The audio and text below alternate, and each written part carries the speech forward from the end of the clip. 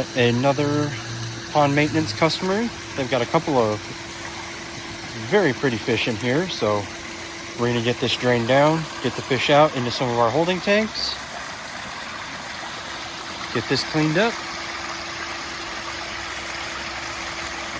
All right, so we got this one all cleaned up, and something I wanted to point out that I didn't point out when we first got here was right about here, and it was moving along, was a good patch of foam. What that tells us is that in the pond there has been breeding behavior, and so here in a little while this pond might have a bit of a spawning event, which is awesome because that means new baby fish.